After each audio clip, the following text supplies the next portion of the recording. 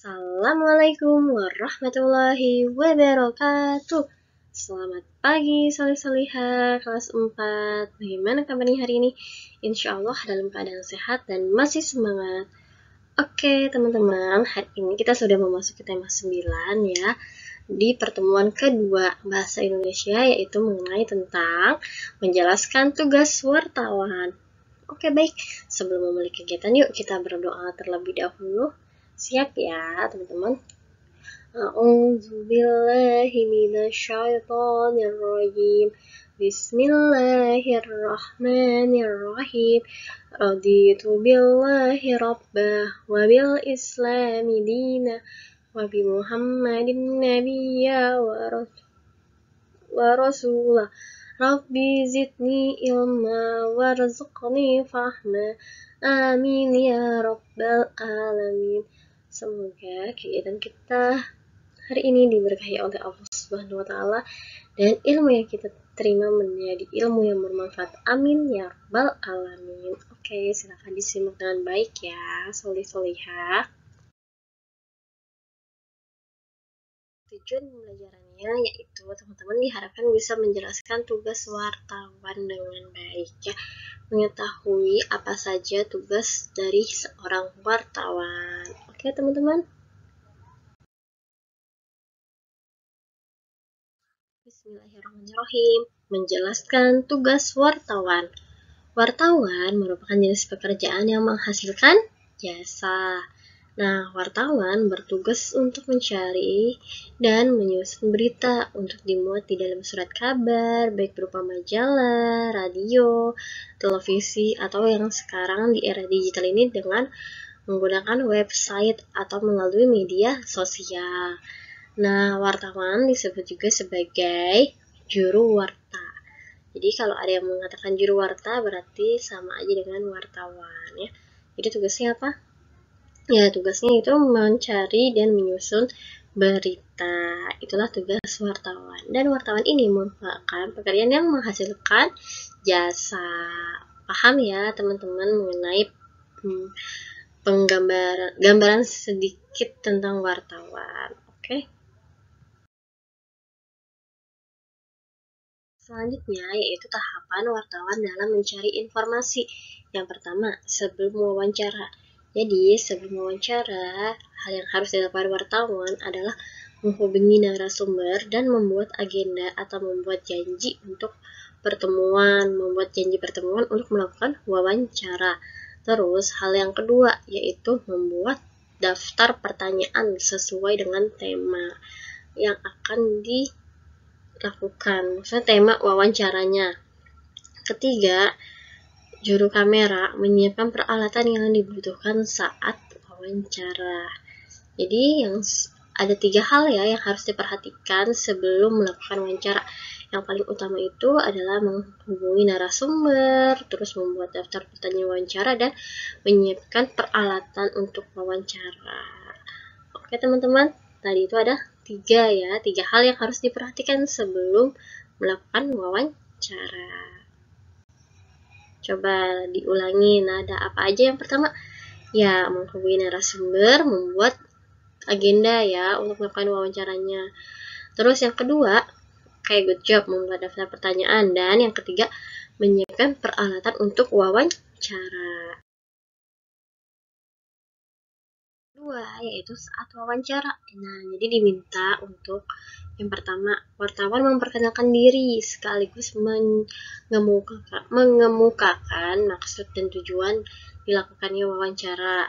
Terus yang kedua, seorang wartawan mengajukan pertanyaan sesuai dengan daftar pertanyaan yang dibuat ya, sesuai dengan tema wawancara. Dan yang ketiga yaitu mencatat semua informasi yang diberikan oleh narasumber.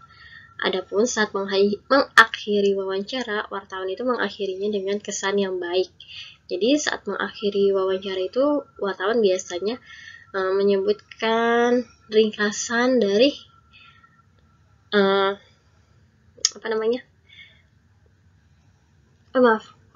nggak bisa menyebutkan ringkasan karena kan itu tugasnya seorang reporter. Kalau ini berarti tugasnya seorang wartawan, yaitu apa tadi? Mencatat informasi yang diberikan oleh narasumber dan kemudian mengakhiri wawancara dengan baik, dengan kesan yang baik. Dan yang keempat yaitu juru kamera merekam gambar narasumber untuk mendokumentasikan.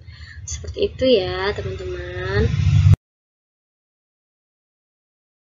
Yang ketiga yaitu setelah melakukan wawancara. Jadi setelah melakukan wawancara, wartawan merangkum informasi yang telah diberikan oleh narasumber dalam bentuk tulisan. Nah, rangkuman dan kesimpulan tersebut berupa berita atau artikel yang akan diterbitkan oleh media. Jadi kalau teman-teman membaca berita, biasanya itu di dalam berita itu ya, kalau mungkin yang bisa membaca berita di website, biasanya kan ada tuh di bawahnya nama orangnya.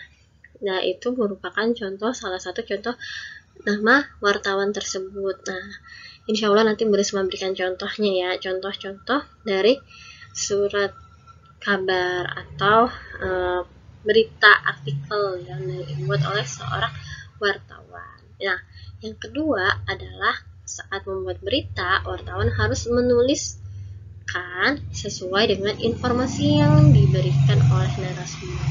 Jadi, wartawan itu sebaiknya tidak menambahkan informasi ataupun mengurangi informasi yang diberikan oleh narasumber dan menggunakan kalimat yang jelas dan mudah dipahami. Oke teman-teman, sampai sini paham ya.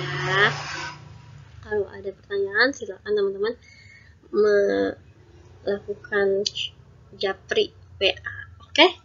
Jadi ada dua ya yang dilakukan setelah wawancara. Yang pertama itu merangkum informasi yang diberikan oleh narasumber, yang kemudian hasilnya itu dibuat ke dalam sebuah berita atau artikel. Dan yang kedua adalah ya menulis informasinya itu harus sesuai dengan apa yang disampaikan oleh narasumber. Paham ya teman-teman? Dan saat menulis pun tidak lupa ya, harus menggunakan kalimat yang jelas dan mudah dipahami. Oke teman-teman, sampai sini dulu ya mengenai tugas wartawan.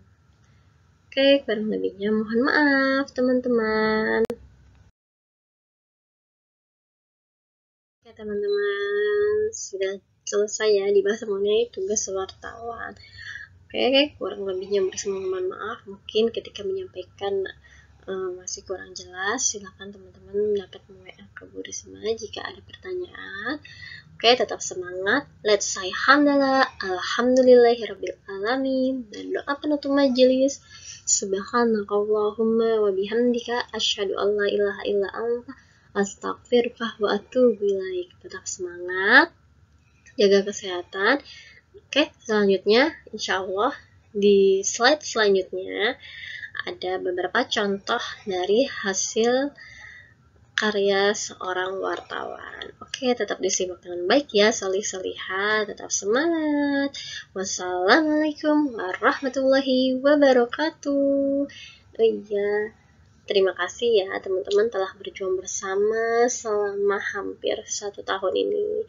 Dan juga untuk ayah bunda, terima kasih yang telah membantu kami dalam membimbing, mendampingi kakak. Semoga pandemi ini segera berakhir, kita bisa bertemu dalam pembelajaran tatap muka, pastinya dalam keadaan sehat dan aman. Amin ya rabbal alamin.